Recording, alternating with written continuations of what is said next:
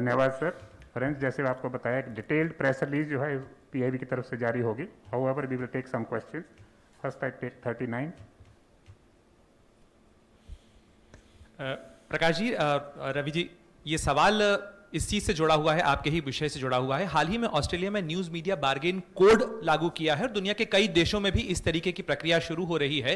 तो क्या भारत में भी इस तरीके की चीज पर विचार हो रहा है कि जो सोशल मीडिया इंटरमीडियरीज हैं या जो प्लेटफॉर्म्स हैं, वो कंटेंट क्रिएटर और कंटेंट एग्रीगेटर के बीच में एक बैलेंस बना रहे? ऐसा है, जो ऑस्ट्रेलिया का मुद्दा है वो इससे अलग है थोड़ा। वो मीडिया की न्यूज़ जो छापते हैं उनको कुछ पेमेंट मिले न मिले ये भी एक मुद्दा है। लेकिन मैं इतना ही कहूँगा कि दुनिया के सिंगापुर, ऑस्ट्रेलिया, यूरोपियन कमीशन या बाकी अन्य देशों में भी इस विषय में क्या क्या हो रहा है इसका हम जानकारी भी रखते हैं और उसकी राय जब प्रकट करना होगा तो करेंगे। 53। सर, मैं मुकेश कौशिक हूँ, दैनिक भास्कर से। मेरा सवाल रविशंकर जी से है। आप रविशंकर जी पर्सनली भी बहुत इस बात के वोटरी रहे हैं कि सोशल मीडिया पर जो अकाउंट खुलें वो फेक ना खुलें, नामी ना हों, और इसलिए उनकी कोई ऑर्गेनिक लिंक होनी चाहिए। हम इस दिशा में क्या करें कि वो अगर कोई अकाउंट खोले तो वो अपने मोबाइल नंबर उस पर डिस्क्लोज करे, एक OTP आए, उसके बाद ही कोई अकाउंट खुल पाए। इससे हम लोग एक वेरिफिकेशन हो जाएगा उसका। देखिए, जैसा मैंने आरंभ में बताया था, इस नए गाइडलाइन का पर्पस क्या है? सोशल मीडिया खुद ये काम करें और उनके यूजर से करवाएं। हम सरकार का हस्तक्षेप कम से कम चाहते हैं, इसीलिए एक voluntary mechanism social media platform create करें और उनके रजिस्ट्रेशन कराएं। उनका मोबाइल तो उनके पास ही है, सिम कार्ड है, आधार कार्ड है, क्या करना है उनको तय करना है। लेकिन हम जरूर चाहते हैं, अपेक्षा होगी कि ये वेरिफिकेशन जरूरी है, वरना वो भारत से ट्वीट हो रहा है, रिट्वीट हो रहा है, विदेश से हो रहा है, पाकिस्तान से हो रहा है, कहीं ना कहीं तो इसके बारे में एक मैकेनिज्म होना चाहिए। 13। सर, मेरा सवाल एक प्रसाद सर से और एक जावड़ेकर सर से, दोनों से है। सर, सोशल मीडिया कंपनीज कहती हैं कि ओरिजिनेटर आइडेंटिफाई करने के लिए उन्हें end to end encryption break करना पड़ेगा, तो उसके ऊपर आपका क्या कहना है? वो कह रहे हैं कि प्रिवेसी जो है वो लोगों की वायलेट होगी। एंड जावड़ेकर सर से क्वेश्चन बेसिकली ये है कि सर, जो ऑनलाइन न्यूज़ मीडिया कंपनीज हैं उनका मानना है कि, और आपके एक्ट के हिसाब से, रूल्स के हिसाब से ऐसा लग रहा है कि वो 69A के अंडर आएंगे, IT एक्ट के, तो उसके अंडर लाने का उसको क्यों परव्यू किया गया है? ब्लॉकिंग एक्सेस क्यों दिया जा रहा है सर? पिछले कुछ दिनों में इस रेगुलेशन के बारे में अलग अलग खबरें आई है। जब आप रूल्स देखोगे और प्रेस रिलीज देखोगे तो बहुत सारे गलत निकलेंगे। As far as your question is concerned, let me make it very clear. When you are talking about first originator, we are not asking them to disclose the content. Simple question, ये खुराफात किसने शुरू की? Who began this mischief? Tell us that. That's all. And it will be only in relation to issues where punishment is for more than 5 years, including security, sovereignty, integrity of India, rape, etc., all these things. Therefore, there is a proper safeguard. 33। लेकिन वही सवाल था रवि जी और प्रकाश जी दोनों से कि अगर आपने रेगुलेशन बनाया है, उसका 1 बार, 2 बार, 3 बार अगर रेगुलर वायलेशन होता है तो उसको सुधारने के लिए या फिर दंड का अलग अलग दोनों फील्ड में क्या प्रावधान होंगे, स्पेसिफिक दोनों फील्ड के लिए? देखिए, मैं आपको बता देना चाहता हूं, आज के दिन भारत में फिर रिपीट करूंगा, सोशल मीडिया इंटरमीडियरी इन सबों का देश में स्वागत है। भारत के लोकतंत्र में आपने देश के लोकतंत्र को मजबूत किया है, आम आदमी को आवाज दी है, तो कृपया करके जिम्मेवारी के साथ उसका अनुसरण करें, ये मेरी विनम्र प्रार्थना है। और अगर इतने क्लियर गाइडलाइन जहां दायित्व उनका है, अगर उसका वो अनुपालन नहीं करेंगे तो जो भी कानून में प्रावधान है, IT एक्ट में बाकी है, वो देखा जाएगा। I want to repeat in very right earnest that we appreciate the proliferation of social media in India and also its use by ordinary Indians. We want them to be more responsible, more accountable for the laws and Constitution of India. and give voice to their users. I hope they will appreciate. If they don't, then whatever the provisions are there in the law will take its course. 82, एक नहीं, उनका एक प्रश्न OTT पे क्या होगा self regulation में। तो जैसे आज टीवी का सेल्फ रेगुलेशन है और किसी की भी शिकायत है तो सुनवाई होती है, जज करते हैं और जजमेंट भी देते हैं कि जिसमें सजा यानी फाइन भी होता है, स्क्रॉल भी चलाना पड़ता है या अन्य भी प्रकार है।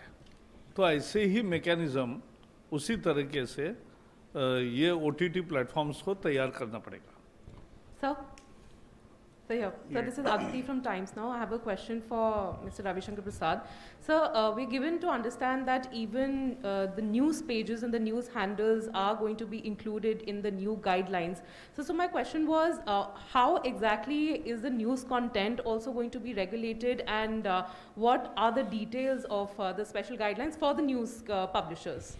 I think Prakash, you have asked this question to the wrong person, but let me tell you, Prakash ji has already said very specifically, we are only removing the double standards. What is being followed in the print, you follow here as well. That's all. Print media को press council का code follow करना पड़ता है, वही code है। और उनके संबंध में किसी को शिकायत करनी है तो प्रेस काउंसिल के सामने शिकायत कर सकते हैं, उसकी सुनवाई होती है, दोनों पक्ष सुने जाते हैं और फिर प्रेस काउंसिल भी दंड करता है न्यूज़पेपर्स को, तो वही तरीका रहेगा। 20, सर ये आइडेंटिफाई करने की प्रोसेस क्या होगी, कौन सा डिसीजन मेकिंग अथॉरिटी कौन होगा, कि आईटी का सेक्रेटरीज का पैनल होगा जो इसको आइडेंटिफाई करेगा कंटेंट को, या फिर कंप्लेंट किसी की भी हो सकती है, मेरी भी हो सकती है, या यहाँ बैठे किसी की भी हो सकती है? पहली बात बता दूं कि जो वेरिफिकेशन आपने बताया, तो सोशल मीडिया आराम से सिम कार्ड से, मोबाइल नंबर से वेरीफाई कर सकते हैं, उसमें तो कोई दिक्कत नहीं है। मैंने बताया कि चाहे वो प्रकाश जी का विभाग हो या मेरा विभाग हो, पहला ग्रीवांस रिड्रेसल आपको करना है, मैकेनिज्म बनाना है, और सोशल मीडिया को 2-3 काम और करना है जो सिग्निफिकेंट है। अब आप नहीं करतेंगे तो बाकी तो आईटी एक्ट में तो प्रावधान नहीं है ना, उसकी चिंता की जाएगी।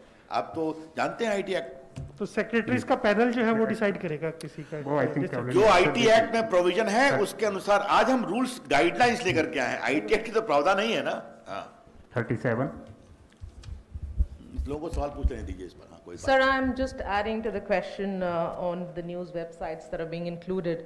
What I want to understand, since for the first time this has been done, sir, there hasn't really been any consultation with the stakeholders. All of us have now been included in the IT Act. Do you intend to get us on board, have a conversation on this? What is the government planning to do? पहले तो आपने अच्छा सवाल पूछा, क्योंकि हमें पता ही नहीं है कि डिजिटल न्यूज़ पोर्टल्स कितने हैं। इसीलिए तो हमने कहा है कि उसका डिस्क्लोजर ऑफ इंफॉर्मेशन यह आपको करना है, तो हमें पता चलेगा इतने हैं। कंसल्टेशन करें किससे, ये भी तो मुद्दा है ना।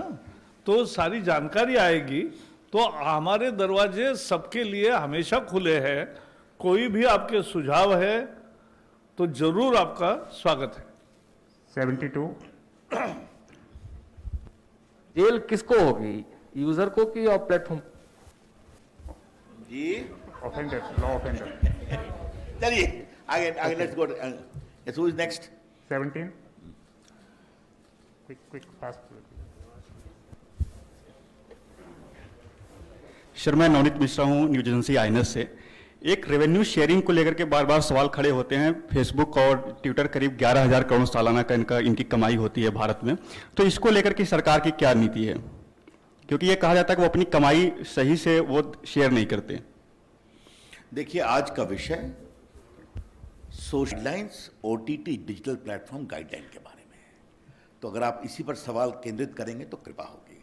बाकी कौन अपना रेवेन्यू कितना शेयर करे, कैसे करे, इसको लेकर दुनिया में बहुत बहस चल रही है, कई जगह उस पर गाइडलाइन बने हैं, वो एक बड़े डिबेट का विषय है। 129, Sir, I'm Surabhi from the Economic Times. Just want to understand, sir, that will there be another round of consultation on all these guidelines?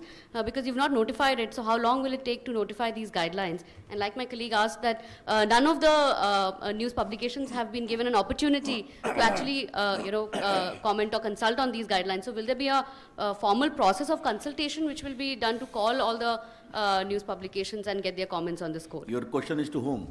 Prakash, sir. And also to you, sir, in terms of when we will notify the final guidelines. मैंने जैसे बताया OTT platforms 40 entities known है, उनके साथ 3 बार consultation Delhi, Chennai, Mumbai में हुआ। 2 बार मैंने दिल्ली में सबको बुलाकर मीटिंग की। जो आज मैं गाइडलाइन ले आया हूं उसका ही उन्हीं को करे खुद, यह हमने आग्रह किया। दुर्भाग्य से 6 महीने में नहीं हुआ और इसलिए अब गाइडलाइन आई है। और कंसल्टेशन कहोगे तो जैसे रवि जी ने कहा, उनका तो गाइडलाइंस वेबसाइट पर रखे ही थे ओपन, और उस पे 177 कमेंट्स भी आए और कोई काउंटर कमेंट भी आए। तो ये कहना कि कंसल्टेशन हुआ ही नहीं, सिर्फ डिजिटल न्यूज पोर्टल का मुद्दा ऐसा है, कौन है और कैसे कौन कौन है ये किसी को पता ही नहीं है। अब जब डिस्क्लोजर होगा और वो जानकारी सब आएगी, तब आपके हमारे दरवाजे आपके लिए खुले हैं। 154. Just a minute. I would like to add one thing to what Prakash ji said very significantly. When we sit in the government, we have to take into account the concerns of all the stakeholders. That is what Narendra Modi's accountable government is about. Should we keep quiet when a mother starts complaining to us that my daughter is being exposed like this? Should we keep quiet when a small business entrepreneur is sought to be swamped by big business houses based upon falsehood? My department is full of these complaints. So is Prakashji's. Therefore, we have said, no, we will have this mechanism, but you will have to enforce it. We will have a soft touch. That is what this is about.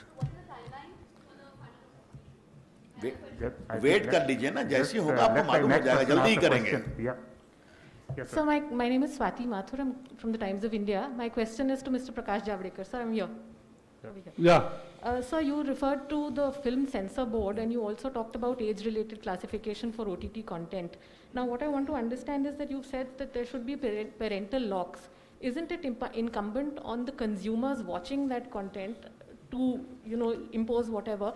Here you seem to be, penalizing the OTT digital platforms for not providing, मैंने जो कहा फिर से कहता हूं, फिल्मों के लिए सेंसर बोर्ड है, टीवी के लिए प्रोग्राम कोड है, ओटीटी के लिए कुछ भी नहीं है। तो प्रोग्राम कोड आएगा जो टीवी वालों को है, सीरियल्स वगैरह सब चलते हैं, और सिनेमा के लिए हम अभी सेंसर बोर्ड उसमें नहीं ला रहे। हम उन पर विश्वास रख के आप क्लासिफाई करो कि 13, 16 प्लस एंड ए फिल्म्स कौन से, और घर में भी देखा जाता है तो घर में बच्चे ये नहीं देखेंगे, इसकी एक सुचारू व्यवस्था वो प्लेटफॉर्म की भी जिम्मेवारी है और घर वालों की भी है। Number 10. So how would you categorize, what would be the criteria for significant social media intermediaries? I think, sir, initially in your comments, you also said that significant social media intermediaries will be given 3 months to comply with this. Is there any timeline for OTT as well, sir? Mr. Javadekar, this is a question to both, sir. The first question is, significant social media and non-significant social media would be classified based upon the number of users. Very soon, we are going to notify it. It will be a significant number, maybe 50 lakh or above or something like that. That we are working out, but very soon we are going to notify that. And once significant social media reach is notified, they will be given a 3 months time, because they have to have additional obligation.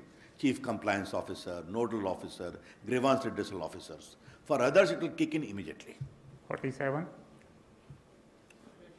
Venkataraman, vanakkam. Yes, vanakkam. And Sir, question about the subject, not Sir- about Tamil Nadu election. Yeah, I'm related to Tamil Nadu only. I'm going to ask you, what message you want to give it to the people of Tamil Nadu? I think But so far, whatever you said in Hindi, you are addressing the only North Yeah, Indian media. no. But you not bother about taking into consideration Tamil Nadu. Because Ravi Shankar ji had a stake in Tamil Nadu, he was responding in English. I will I respond. think just please I will wait. respond to you in English.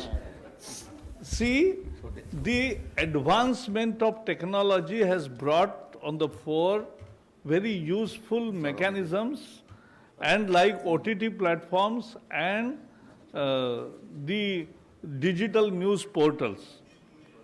But there were no any mechanism, institutional mechanism to guide to the people also, because for films there is censor board, which we are not repeating here in OTT, but there is self-regulation mechanism in TV with program code to be followed. The same thing we are bringing to OTT, and at the same time, for digital news portal, they will have to first give information about their existence, and then they have to follow the press council code that is called Code of Ethics. So this is what we are expecting. We believe in our media, we believe they're responsible, and as I said, we fought and went to jail for 16 months to preserve the freedom of media. But media's freedom is also, has to be responsible freedom. To make it that responsible freedom का ही ये एक mechanism है. This is the mechanism for responsible freedom. 18. Javadekar Saab, I just wanted to get a small clarification on the issue of suo motu powers or emergency powers, when government will intervene. How will it play out? What is the mechanism? Who will be the nodal agency? And how do you expect this compliance within 36 hours? There is, even on today's TV shows and complaints, there is a standard interdepartmental oversight mechanism. So that is already exists. There are proper provisions under the IT Act to take emergency measures in case of real emergencies. But once those orders are invoked by the IT Secretary or by the INB Secretary, as the case may be, it has to be affirmed by a proper committee, it has to be reviewed, and there is a review mechanism which we have imported that of the telegraph rule, namely headed by the Cabinet Secretary in the Government of India and Chief Secretary in the State Government. Therefore, there are proper safeguards also in case of exercise of emergency powers. Sir नमस्कार, मैं Pradeep total news से। Sir मेरा एक clarification जानना था कि जो ये गाइडलाइन तैयार की गई है, क्योंकि हाल के दिनों में हमने देखा है जो पॉलिटिकल पार्टियों के आईटी सेल्स होते हैं वो खास तौर से हेट स्पीच चलाते हैं और उसके बाद वो वायरल होते हैं, उसके बाद एक पॉलिटिकल मैसेज जाता है। तो क्या इसमें पॉलिटिकल पार्टी भी इस दायरे में आएगी और उसका क्या गाइडलाइन होगा? देखिए, मैंने आपको पहले भी कहा था कि अगर देश में करोड़ों लोग सोशल मीडिया को यूज़ कर रहे हैं तो अपने वो विचारों का भी मैं अपनी पार्टी के भी विचारों का कर सकता हूं, वो भी कर सकते हैं, लेकिन जो नॉर्म्स हैं उनका तो पालन करना पड़ेगा ना, कि आप किसी को डिफेम मत करिए, किसी महिला के खिलाफ इस तरह की बातें ना करिए, आप आतंकवाद को ना बढ़ाइए, या कई चीजें जो अब चली हुई हैं, तो इसका विचार करना पड़ेगा। ये सब पर लागू है, कोई पॉलिटिकल एक्टिविस्ट हो या नॉन पॉलिटिकल एक्टिविस्ट हो। 38. So, Anushri from Financial Express. My question is to Mr. Javadekar. Sir, you spoke about the self-regulatory body for OTT, and which will be headed by either a retired Supreme Court judge or a High Court judge. So, how many members would this body have, and will it also have representatives from OTT platforms? Because in the previous consultations, the representation was not equal, and it was one of the reasons why the ministry had to, step into for formulation of these guidelines. Also, under what circumstances the ministry will step in case the mechanism or the body fails to, handle a grievance? We have not taken any additional power in these guidelines. The oversight mechanism, as explained by Ravi Shankar ji, exists and it will exist. Prakash ji, to take this. I want to make very clear to my learned journalist friends that we have not framed any new law or any additional law. Under the existing IT Act mechanism itself, in exercise of Section 87 rule-making power, we have framed these rules and the code of ethics. They should be clearly understood. 40. Hi, sir. This is Ashish from the Indian Express. I wanted to ask a question that in the case of messages which go viral and finding the originator, it has often been seen that a VPN or a proxy network is used by the perpetrators. So, who would be held liable in such a case? The social media intermediary or VPN? Well, Ashish ji, these are academic questions. As I said in the very beginning, as Prakash ji said, we are trusting the platforms to be accountable in terms of these regulations. We are trusting self-regulations. And once they will go through all the norms, which will be very much put on the platform, they need to improve their mechanism, whether it is grievance redressal or verification or classification of the curated content. तो हम तो उनको trust कर रहे हैं. इस बात को प्लीज सारे मित्र समझें कि the focus of this guideline, whether in the case of social media or in case of creative content, is on self-regulation. You develop, this is the norm, please ensure it followed up. Last question, 15.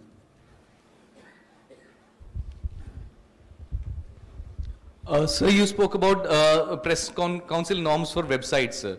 Sir, there has been a long demand to increase the ambit of the press council. As a follow-up, is there a plan to do so? Secondly, sir, I also wanted to ask that internet is a global entity. You may set the norms for Indian websites. Have you thought of kind of the same kind of norms could be floated by websites based abroad? So is there any thinking on that? See, it's a different topic whether the Press Council Act will be expanded or given teeth. It's a continuous discussion. Let's see what happens. जहाँ तक आपका सवाल है, I do acknowledge, internet is a fine creation of human mind. But if internet is a global phenomena, it must have linkage to the local ideas, local culture, local customs, and most important, local laws, our constitution and laws of India. अब ऐसा तो नहीं चलेगा ना कि आप America में बैठ के आपकी चीज यहाँ दिखाएंगे और यहाँ के ग्रीवांस का रिड्रेसल नहीं होगा, यहाँ के एब्यूज चलता रहेगा, मिसयूज चलता रहेगा, ये हमारी अपेक्षा होगी. Thank you very much, sir. Thank you, friends. Thank you.